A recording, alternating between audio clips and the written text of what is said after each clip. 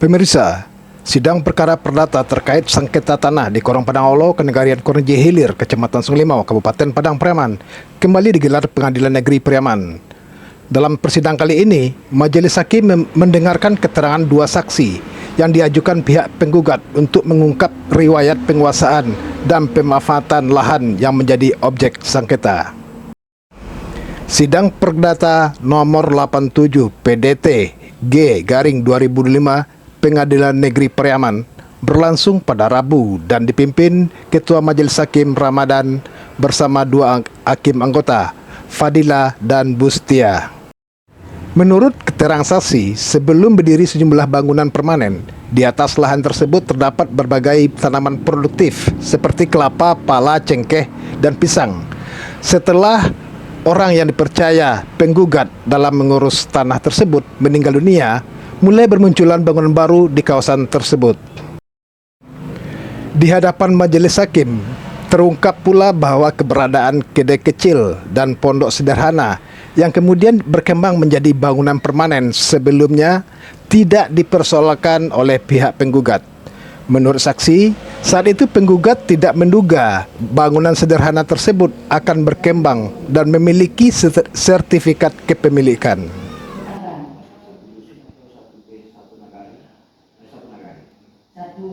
Alhamdulillah ya, pemeriksaan saksi dalam tahap yang kedua, di mana kita para penggugat, dalam hal ini kuasa hukum dari Pak Jamal, kita diberikan kesempatan oleh majelis untuk menghadirkan saksi dua kali di dalam setiap persidangan. Dalam kesempatan hari ini tanggal 3 Juni 2026 terkait sidang perdata nomor 87 gugatan perbuatan melawan hukum di Pengadilan Negeri Pariaman. Pada sidang kali ini adalah masih mendengarkan agenda keterangan saksi seperti minggu kemarin. Kita menghadirkan saksi yang dalam hal ini adalah Pak Ramdi Sidik. Beliau pernah menjabat sebagai kepala desa, bahkan sampai saat ini menjabat juga sebagai penghulu adat ya, penghulu adat.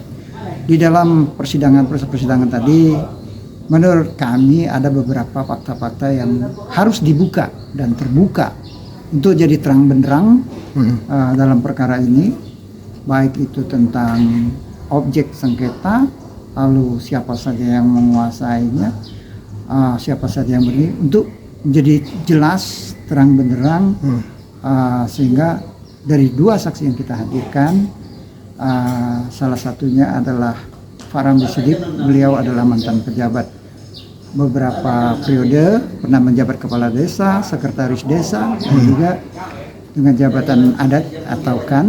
Beliau adalah penghulu adat dengan gelar Rangkayo Tubagindo.